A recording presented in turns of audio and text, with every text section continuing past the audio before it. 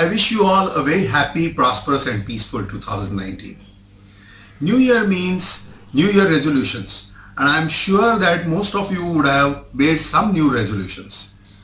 The problem is very few people are able to stick to their resolutions and acquire a new desirable habit or get rid of an unhealthy one.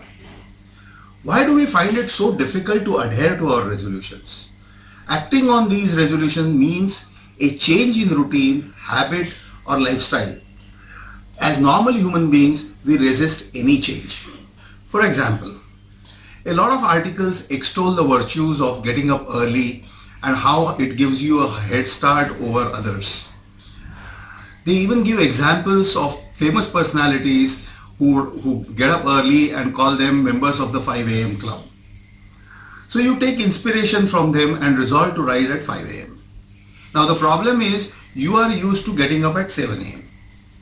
So all of a sudden, if you decide to get up at the 5 a.m. alarm, your mind will resist and give you all sorts of excuses as you are getting up. Today it is too cold, or yesterday I slept late, so I haven't got adequate sleep. These kind of excuses your mind will give you, and in a very short time you will revert back to your 7 a.m. schedule. I have a solution to this. Instead of trying to get up at 5 a.m. From your 7 a.m. schedule, I suggest you fix your alarm at 6:45 a.m. 15 minutes early is not very difficult to follow.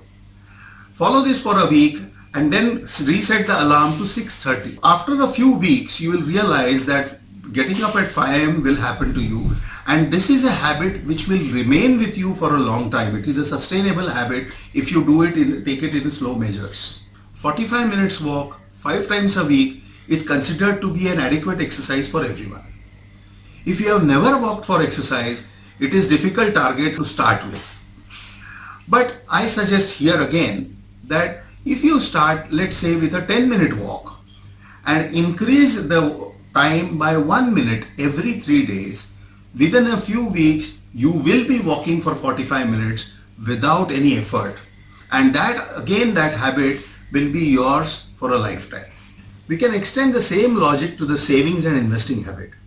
You earn and you spend your money. Sometimes you may not spend all that you earn and some savings may happen, but you do not take any positive action to invest. The saved money lying in your bank account gets spent subsequently during some shopping spree. So you have no clue how much you can really save on a monthly basis if you want to. So as I informed in the earlier examples, you can use the same strategy. Get into the habit of investing a small amount which you are sure you can save. It could be 5,000 or 10,000 rupees. Start your investments in a recurring deposit in a bank or an SIP in a mutual fund. This will ensure investment process is automated and does not require your intervention. Increase this investment by 1,000 rupees every quarter. This will be easy since your income also keeps increasing annually. You will be amazed at the wealth you create over a period of time. Once you inculcate this discipline of investing on a monthly basis, you quickly get used to it and then it becomes a lifelong habit. Remember, changing your old financial habits may seem difficult at the start. It will take some time to have an effect on your overall finances. So perseverance is essential along with the right intent.